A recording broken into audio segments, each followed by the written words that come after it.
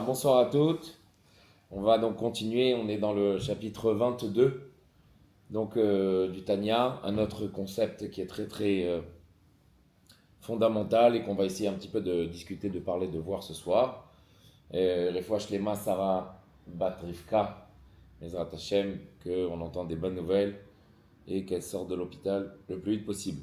Amen. Et donc on est dans le chapitre 22. Et dans le chapitre 22, là, Zaken, il va parler de cette fameuse idée qu'on explique dans Chassidut. Dans le monde général, on va dire que c'est le Yetzer Hara, ou on va dire que c'est l'autre côté, le côté du mal. Ici, dans le Tanya, on va expliquer pourquoi le bon Dieu a créé donc les forces du mal, qu'il appelle ou Sitra Achara, l'autre côté, ou les clipotes, comme on a dit la dernière fois. Alors, je suis sûr que vous avez déjà entendu ce mot. Clipote, ça veut dire les écorces. Pourquoi les clipotes, pourquoi les écorces? Parce que finalement, un fruit, il est entouré des écorces, et on doit enlever les écorces pour prendre le fruit. Donc les clipotes, c'est aussi finalement le mal qui entoure la spiritualité, le bon. Et on doit enlever ce mal-là pour arriver au bon. Donc les clipotes. Ok, retenez ce mot-là qui est très important. Donc ou Sitra Achara, l'autre côté, c'est en araméen. Ok, Sitra le côté, Achara l'autre. Ou les clipotes. Et donc en fait finalement, mais il y a un autre nom que la Zaken va parler et finalement et caractériser ce mal en disant que le mal, c'est aussi le Yetzara qu'on connaît tous, mais c'est aussi les autres dieux, Elohim Acherim. Elohim Acherim. Alors pourquoi on dit que c'est des autres dieux? Pourquoi le mal on dit que c'est des Elohim Acherim? Parce qu'on se base sur le deuxième dit commandement, le deuxième commandement qui dit Loye lecha Elohim Acherim. Tu n'auras pas d'autres dieux. Après on dit tu n'auras pas d'autres dieux. On sait très bien qu'il n'y a pas d'autres dieux dans le monde. C'est quoi ce commandement qui m'interpelle et qui voudrait dire que il y a le bon Dieu, il y a aussi d'autres dieux. Il n'y a pas d'autres dieux, c'est évident. Même toutes les idoles qu'il y a eu dans toute l'histoire, on sait pertinemment qu'il n'y a pas de Koach Eloki, qu'il n'y a pas de force divine derrière ça. Ils ne peuvent pas faire de miracles, ils n'ont pas créé le monde. Il n'y a pas une infinité, il n'y a pas un potentiel divin. Donc alors pourquoi ce commandement-là? Donc dans le commandement, dans le sens littéral, tu n'auras pas d'autre Dieu, ça veut dire que tu n'auras pas d'autre divinité.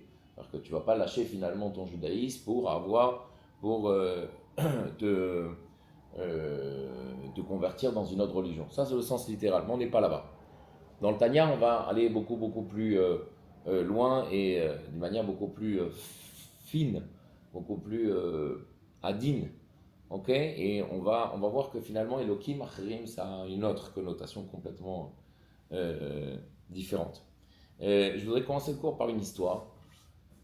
Il y a donc ce fameux Rav qui raconte cette histoire qu'il a reçu une fois un mail anonyme d'une personne et qui lui dit que donc il a entendu les cours de ce Rav-là et qui lui explique son problème c'est pendant ces derniers temps que il a affaire à un interdit qui est dans la Torah, mais un interdit assez grand, assez conséquent, assez gros. Et cet interdit-là, il ne peut pas vivre sans ça. Et il explique en fait son histoire et il lui dit les tenants, les aboutissants, comme quoi finalement il ne peut que vivre via cet interdit-là. Et il demande au Rav, avec donc s'il demande un Rav, il ne demande pas à quelqu'un d'autre, mais une autorité rabbinique, de finalement lui donner une autorisation de continuer à vivre avec cet interdit-là de la Torah. Et donc le Rav explique que finalement il devait réfléchir à quelle réponse lui donner et même se faire conseiller. Et finalement, quand on dit ne juge pas l'autre jusqu'à que tu arrives à à sa place, là où il se place, là où il se trouve, c'était finalement cette situation, cette épreuve de mail. Et donc lui, il lui dit finalement, donc il lui donne la réponse suivante, donc une longue réponse, mais l'idée un petit peu phare de toute la réponse, c'était que finalement, il ne se trouve pas dans le moment le plus difficile de sa vie où il doit faire un choix dans son dilemme, mais il se trouve dans le moment le plus grand de sa vie. Le moment le plus grand de sa vie, c'est là où finalement il doit prendre la décision. Et il connaît la décision, il connaît la vraie décision, mais il est tellement caché, tellement de brouillard, de clipote, comme on a dit d'écorce, que finalement il tend vers une vérité qui est fausse. Il tend vers un mensonge, vers une vérité qui est mensonge, de dire on est obligé de vivre comme ça. Et il lui dit non, c'est difficile certes, mais c'est tellement grand ce que tu peux faire en prenant la vraie décision, la bonne décision, que tu peux y arriver. Et en fait, finalement, ce soir, on va essayer de réfléchir, donc là, dans la continuité de ce qu'on a dit la semaine dernière, que le bon Dieu, c'est l'omnipotent, il est partout et tout provient d'Hachem. Donc on avait dit, on n'avait pas peut-être défini parce que on avait peut-être oublié, il y a cette idée entre unité et unicité d'Hachem. Quelle est la différence entre l'unité d'Hachem et l'unicité d'Hachem? Alors quand je dis l'unicité d'Hachem, ça veut dire que il y en a un, Yachid ou Meyuchad. Il est l'un, l'unique. Il n'y a pas d'autre Dieu. Ça, c'est l'unicité. Quand je dis l'unité d'Hachem, c'est-à-dire qu'il est un. Et c'est pas forcément qu'il est l'unique, mais il est un. Ça veut dire quoi? Il est un, c'est encore plus loin que ça, va encore plus loin que ça. Et c'est pour ça que dans le Shema Israël, on ne va pas dire Shema Israël, Hachem, Elokeinu, Hachem, Yachid. Il est un, l'unique, non? On dit Hachem Echad. Pourquoi? C'est encore plus haut que ça. L'unité d'Hachem, ça veut dire qu'il n'y a pas d'autre existence à part le bon Dieu. Tout ce que vous allez voir dans le monde, c'est un, c'est lui. Tout ce que vous allez voir dans le monde, c'est lui. Tout est le bon Dieu. Et on va dire en fait, finalement, le grand chidouche, la grande nouveauté du cours de ce soir, c'est que même le mal, c'est lui. Même le mal, c'est en fait, finalement, ça provient du bon Dieu. Et de là, on va comprendre finalement pourquoi on appelle Elohim Acherim. Pourquoi les autres dieux, en fait, pourquoi on les appelle Elohim, les dieux, alors qu'ils ne sont pas dieux. Un dieu, ça a une capacité infinie, ça a une capacité divine. Alors pourquoi on les appelle dieux? Et pourquoi on les appelle Acherim, des autres dieux? Mais même ces entre guillemets, ces autres dieux-là qu'on va voir de suite, on va définir, et bien même ça provient d'Hachem. Et en fait, finalement, ça, c'est l'unité de Dieu. L'unité de Dieu, c'est qu'on a l'ultime conviction que tout provient d'Akadosh Baruch Hu. Tout. Strictement tout. Et ça, c'est un travail d'une vie. C'est un travail d'une vie parce qu'en théorie, on peut le concevoir, on peut en être même convaincu, mais en pratique, et là tout le challenge, c'est qu'en pratique, on a du mal. Et donc là, on est là ce soir, en fait, finalement, pour travailler le plus possible la théorie, pour essayer que ça s'intériorise en nous et qu'on ait des forces de ça, de pouvoir rivaliser contre ce mal-là, contre ces clipotes-là. Et donc, en fait, on va expliquer l'histoire un petit peu des dérivés de comment ont commencé ces autres dieux, dans le sens littéral, en fait, dans l'histoire. Et après, on va comprendre un petit peu chassidiquement et de manière beaucoup plus profonde, en fait, d'où vient ce mal et comment on est attiré plus vers le mal, parce que ça nous répond un peu plus ou parce que la réponse est immédiate par rapport à ce que la réponse que le bon Dieu peut nous donner ou ce que la Torah peut nous donner dans un investissement beaucoup plus long, beaucoup plus dur, alors que d'aller dans les choses qui sont entre guillemets contraires à la Torah, dans l'épreuve finalement, c'est beaucoup plus facile et c'est beaucoup plus immédiat. Alors, le Rambam explique comment a commencé toute cette idée de finalement de se mélanger les pinceaux entre le but et le moyen. Le but, c'est Hachem. Le moyen, c'est tout ce que le bon Dieu a créé qui pourrait faire arriver au but. Et en fait, finalement, on s'est aperçu qu'au fil de l'histoire, on a pris le moyen comme but. Et c'est ça tout notre problème, c'est ici. C'est que le moyen, on en a fait un but. Alors Rambam explique, après on va expliquer longuement, Rambam explique qu'au début, il y avait cette idée, donc le bon Dieu était là. Quand je parle du début, c'est avant le Beth Amikdash, pendant le Beth Amikdash. C'est que finalement, le bon Dieu est là sur terre et il a créé des ministres spirituels qui font que, à travers eux, via ces choses-là, on va plus ou moins ou prier le bon Dieu ou prier ces ministres-là. Ça peut être le soleil, ça peut être la lune, ça peut être la pluie, ça peut être la parnassa, ça peut être l'argent, ça peut être plein de choses, ces ministres-là. Ça, c'est des moyens que le bon Dieu a fait, que finalement, à travers ces choses-là, ces paramètres-là, on va plus ou moins ou faire confiance au bon Dieu et ça prend plus de temps, mais c'est sûr, c'est un moyen qui est sûr, ou finalement, on va aller plus vers ces moyens-là, ces ministres-là, c'est ce qu'on appelle ça, que le Rambam les appelle des ministres, c'est-à-dire des gens qui sont sous-qualifiés, qui sont sous le roi, et finalement, vers eux, attirer, avoir beaucoup plus de résultats dans l'immédiat.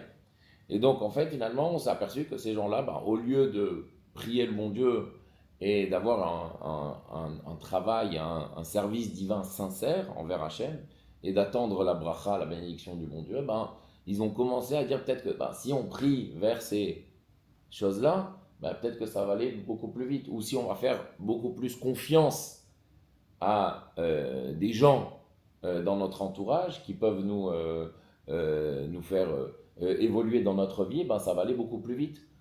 Par exemple, le banquier, par exemple, le boss, par exemple, le propriétaire, etc., etc. Hein? Le médecin, bravo, on a dit la semaine dernière, etc., etc. Et en fait, on s'aperçoit que via ces moyens-là, on va les appeler ces emtsaï, ces moyens, on va s'apercevoir que oui, la réponse elle est beaucoup plus immédiate et le résultat est beaucoup plus vite. Oui, c'est plus facile de parler à un médecin et de dire finalement c'est quoi le diagnostic, c'est quoi mes éventualités, mes possibilités, que d'attendre la Yeshua et la délivrance du bon Dieu d'Akadosh Baruch Hu. Ça c'est dans le sens littéral. Et en fait finalement dans le sens un petit peu plus profond de la chose et du Tanya, c'est que l'Admorazaken va expliquer qu'il y a deux volontés. Il y a une volonté qui est profonde, un ratson apnimi, et il y a une volonté qui est superficielle, la ratson à chitsoni. Okay? Dans la vie, on a ces deux volontés-là.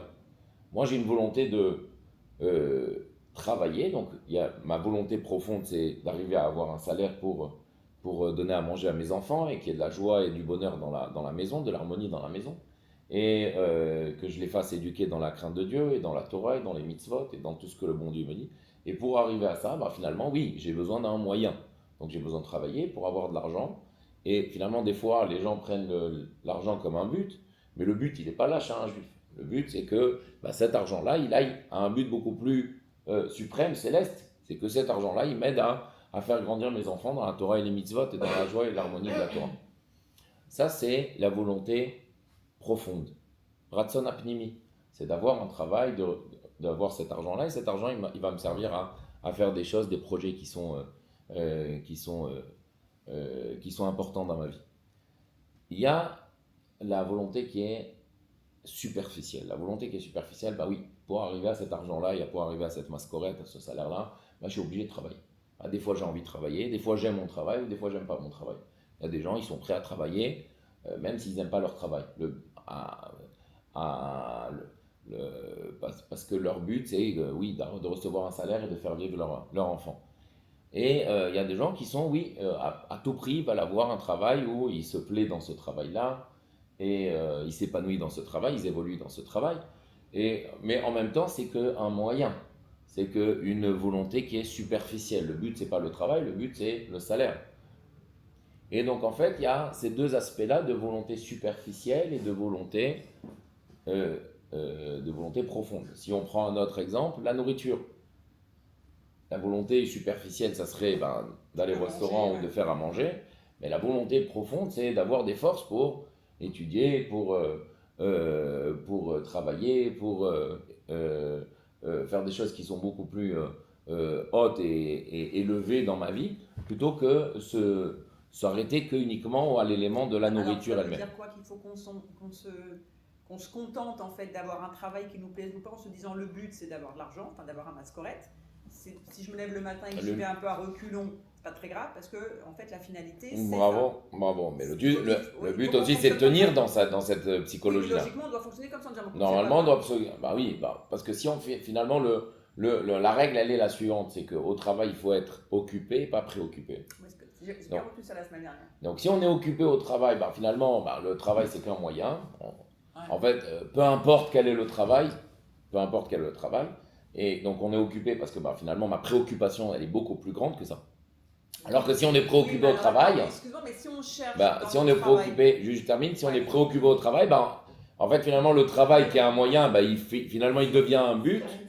Il devient un but, et ce travail-là, il devient un but. Eh ben, je vois pas ma femme, je vois pas mes enfants, je vois pas ma maison, je vois pas mes enfants grandir, j'assiste pas aux grands projets, aux grands événements de ma vie. Et en fait, finalement, ma préoccupation du travail, elle devient un but, alors qu'elle normalement, elle serait un moyen.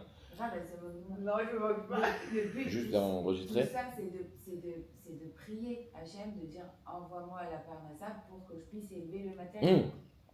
Alors ça c'est sûr. Donc puisque mon but c'est d'arriver à avoir un salaire et que je vive dignement, donc finalement il y a plusieurs moyens avec ça. Les moyens qui sont la prière, qui sont la Torah, qui sont la Bat Israël, qui sont la Simcha. Il y a plein de choses qui font que oui, je vais arriver à ça grâce à ces moyens-là qui sont toraïques, qui sont juifs. Alors ça veut dire quoi? On va plus dans le raisonnement. Ça veut dire que demain, voilà, on a un travail, comme il faut arriver à tenir dans son travail.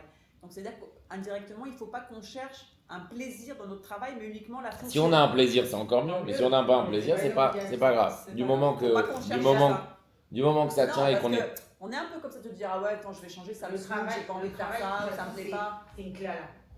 Du moment... Juste c'est la clé de l'homme normalement. Donc déjà, ça devrait même pas exister normalement. Non, ça veut dire quoi cette clé-là? Excusez-moi. C'est une malédiction. Ah, pour une femme? Non, pour un homme, pour tout le monde. Non, c'est pas une malédiction, c'est pas une malédiction. On va continuer le cours parce que c'est enregistré, mais c'est pas une malédiction. Le travail, c'est pourquoi on travaille. Pourquoi le bon Dieu il a mis le travail dans le monde? C'est parce que c'est marqué dans la Torah, 6 jours tu vas travailler. Si c'était pas marqué dans la Torah, le bon Dieu n'aurait pas mis le travail. Quand il a fait la faute et qu'ils ont pris la punition, ça faisait partie des punitions. Non, le travail. Ça fait. C'était un prolongement après le désert qu'on arrive en Israël et qu'on se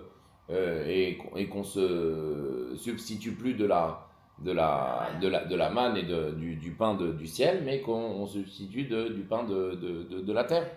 Donc c'était, alors c'est vrai, pourquoi de la sueur de ton front? Parce que il y a cette idée de s'efforcer à travailler, c'est un effort personnel, et ça dépend comment on le voit. Est-ce qu'on le voit comme une occupation, comme une préoccupation? On avance. En tout état de cause, on pourrait faire un cours là-dessus. En tout état de cause, toujours pour arriver dans cette idée donc de volonté. Après, la volonté est donc profonde et superficielle, il y a d'autres choses. Il y a une autre chose qui s'appelle le fait de faire des choses à contre-cœur, mais on est obligé de les faire dans la vie.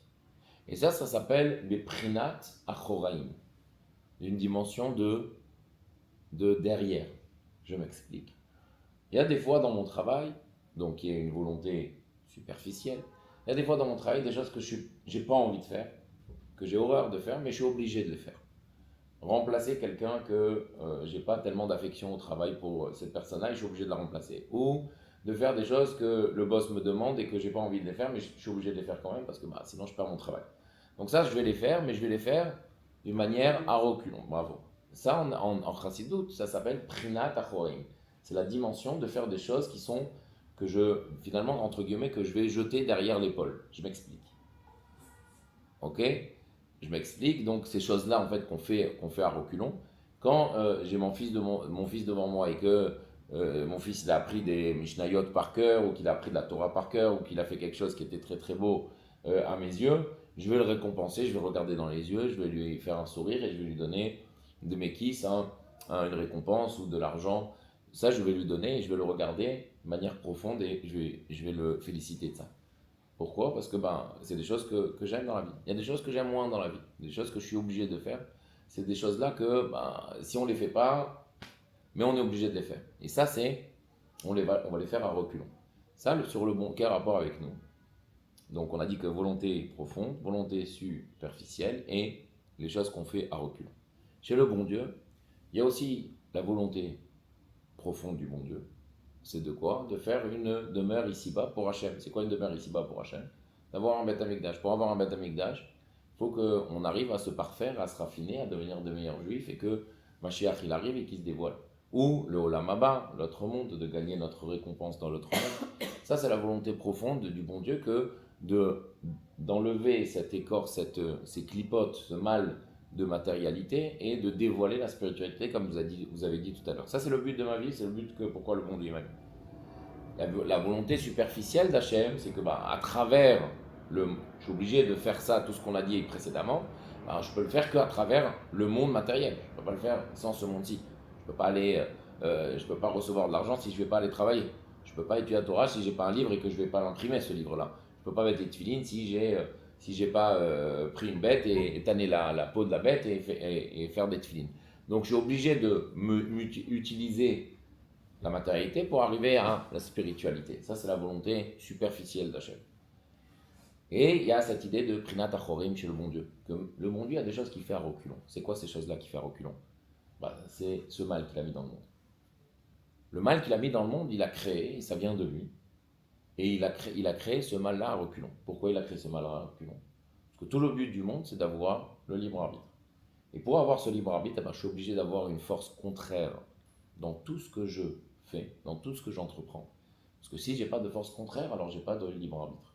Et tout le but du monde, c'est ce qui est marqué dans la Torah, ou Bacharta Bachaim, tu vas choisir dans la vie, dans le positif.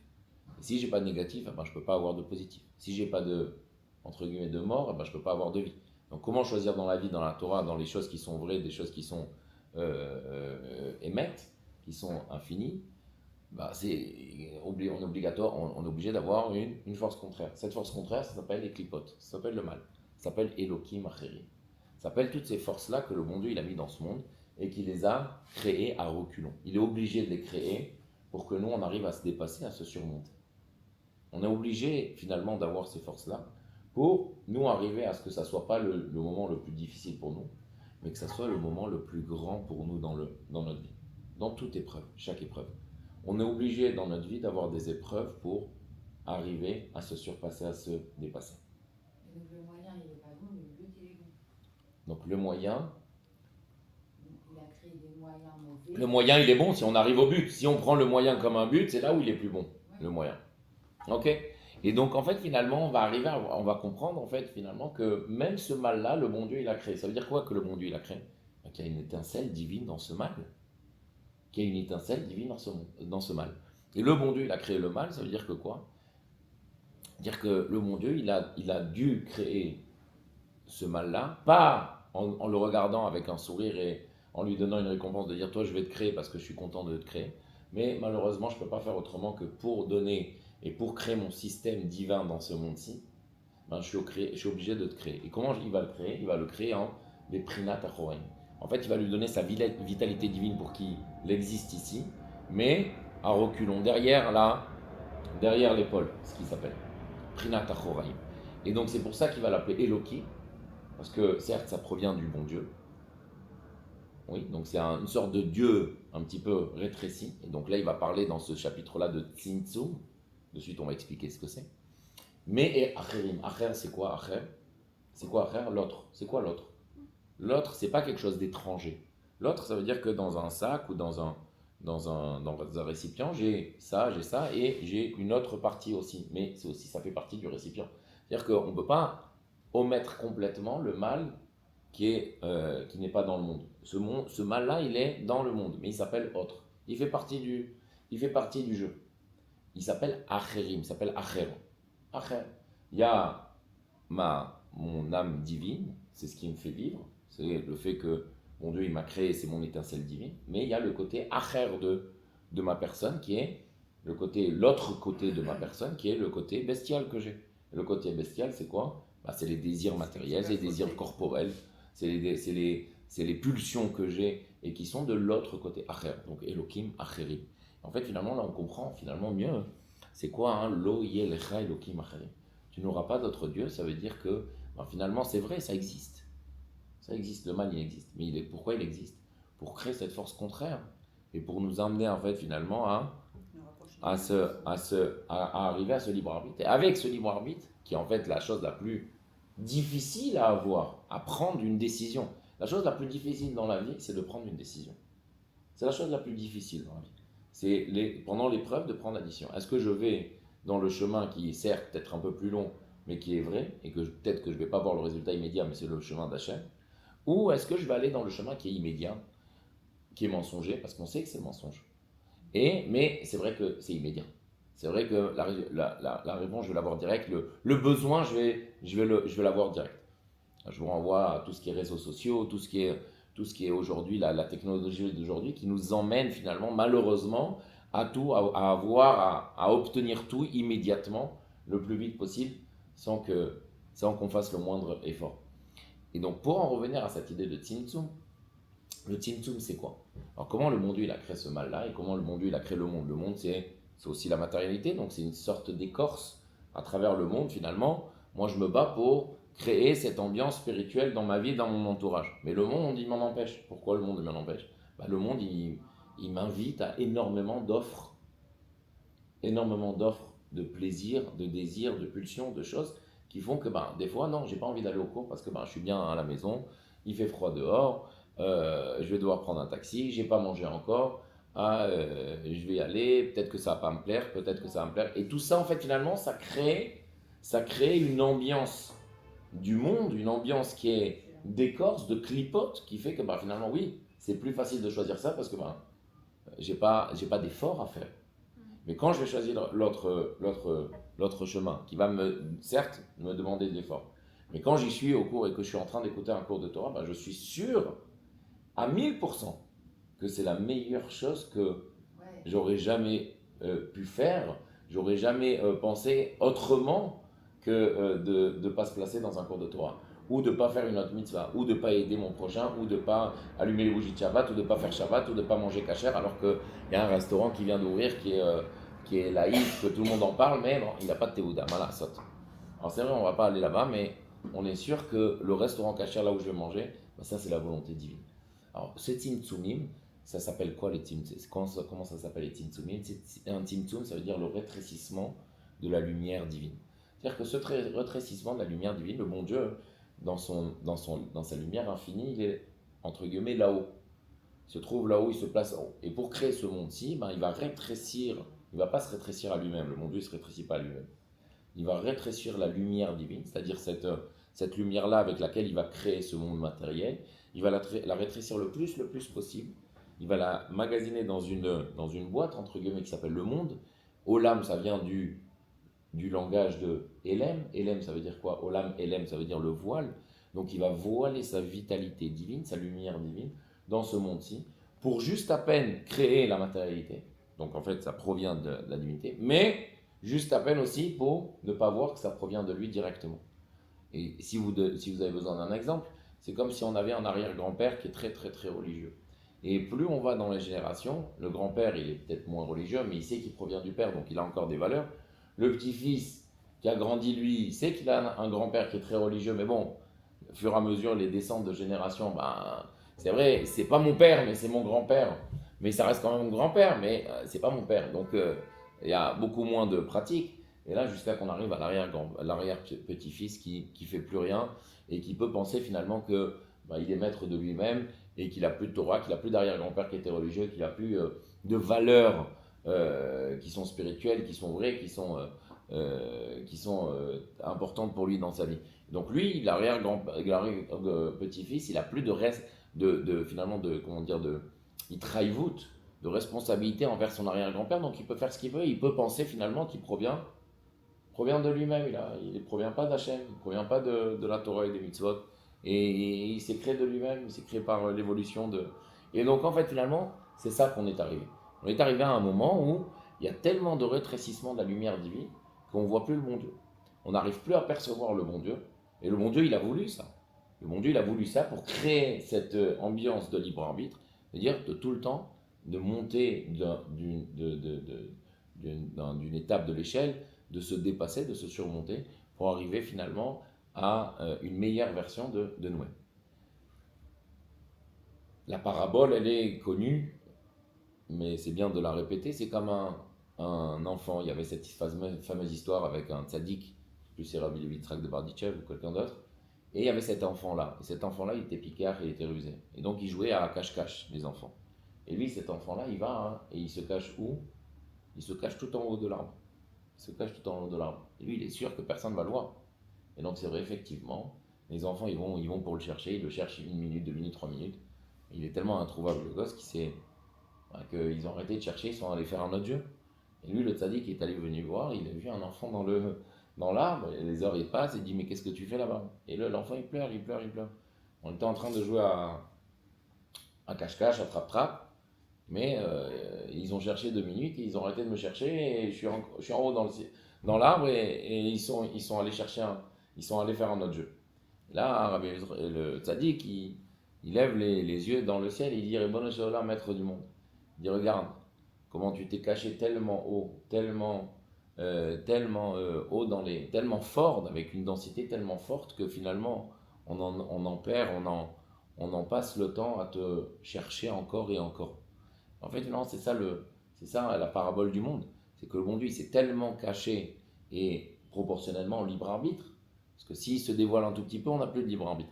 Donc il s'est tellement caché que des fois quand le juif il cherche encore, donc il a encore cet espoir de trouver le bon Dieu, de s'attacher à quelque chose de vrai dans le monde, d'infini dans le monde. Il y a malheureusement des fois on en perd le jeu du cache-cache, et on en perd finalement la recherche du bon Dieu, la recherche d'Akadosh Baruch Hu. Il y a cette idée là donc. Et c'est comme Esav avec Abraham, que Hachem lui a enlevé 5 ans pour pas qu'il voit toutes les avéries qu'il faisait. qu'il a enlevé la vue, pas 5 ans. Ouais.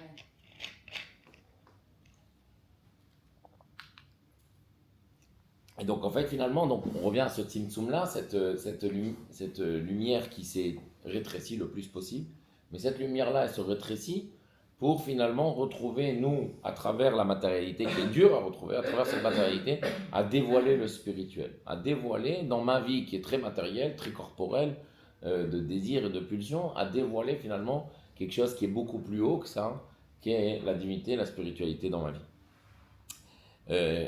Peut-être on va terminer par une histoire qui est très belle, qui est marquée dans la Gemara, peut-être allusionnée même dans la Gemara, de Nathan de Netzut.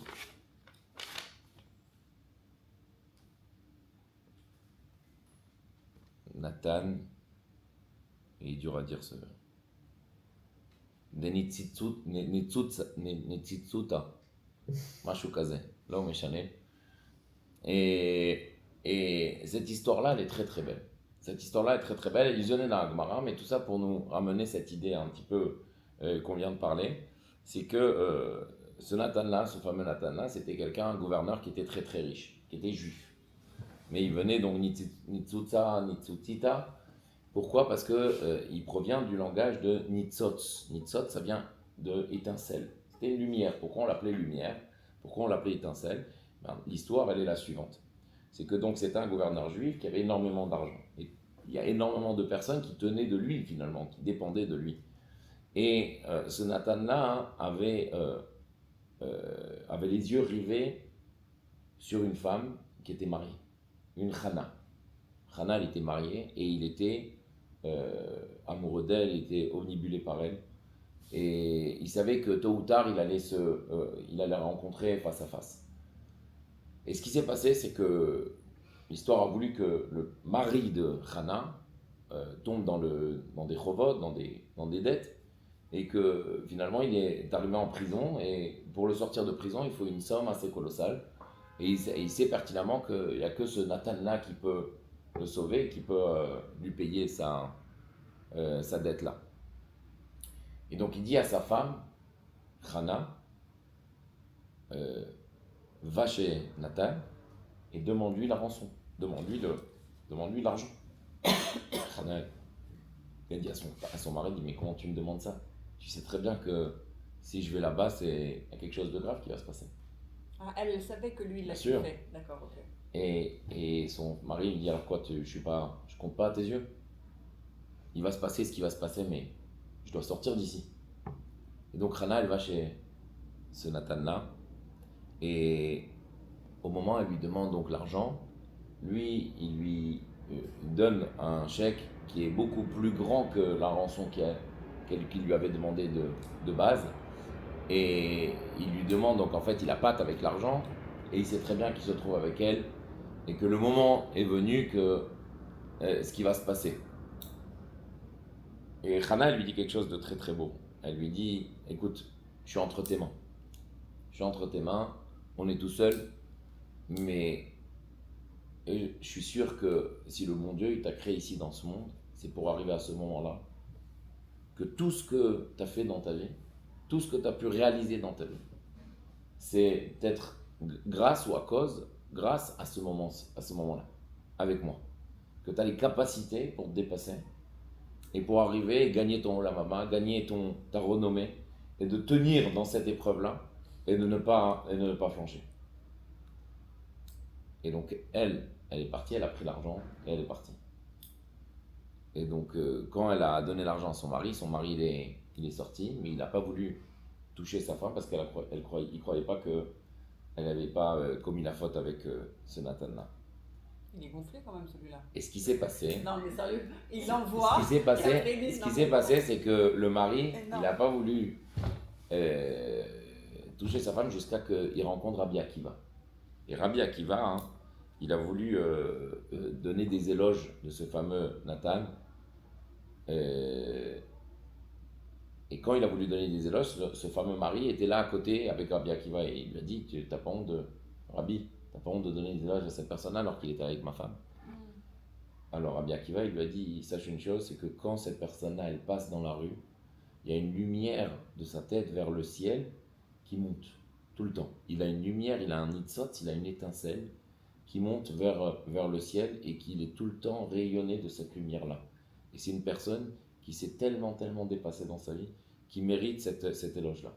Donc là, il a compris finalement qu'il a réussi l'épreuve et qu'il n'est pas allé avec sa femme. Tout ça pour dire que une épreuve, c'est douloureux. Une épreuve, c'est parfois de la souffrance. Mais on est habitué finalement à regarder l'épreuve comme encore une échéance ou encore un échec ou encore partir du pied du désespoir et pas du pied du positif et de l'espoir. Et si on réfléchissait finalement à ce que Elohim Acherim, à ce que les autres dieux, cette clipa-là, cette épreuve-là, ce mal-là, cette souffrance-là, cette douleur-là qu'on a devant nous, et qu'on se disait finalement, c'est pas le moment le plus douloureux ou le moment le plus dur dans notre vie, mais c'est le moment le plus grand dans notre vie. De dire oui, je suis capable. Des fois, il faut mettre notre ego de côté. Des fois, il faut se surpasser. Des fois, il faut sortir même des forces qu'on n'a pas l'habitude de sortir ou qu'on ne connaît pas encore en nous. Mais quand on prend la véritable résolution, la véritable décision, qu'on n'est que avec Hachem, parce que tout vient d'Hachem, et que le référentiel, c'est pas ma propre personne, mais le référentiel, c'est le bon Dieu. Et que tout provient de lui, l'unité d'Hachem. Que tout le monde entier, tout ce que le bon Dieu a créé, c'est lui et qu'il n'y a pas d'autre existence à part lui. Alors à ce moment-là, c'est plus finalement un moment qui est difficile, mais c'est un moment qui devient très très grand dans notre vie. Et ça, il faut le prendre comme un challenge, il faut le prendre comme un mérite, comme on a dit la semaine dernière, de faire ce switch dans notre tête et de comprendre finalement que même ce mal-là, le bon Dieu, il était obligé de le créer. Pourquoi ? Pour se surpasser et se dépasser et montrer en fait finalement, dévoiler la lumière divine, montrer le fruit qui se cache derrière ces écorces-là de mal.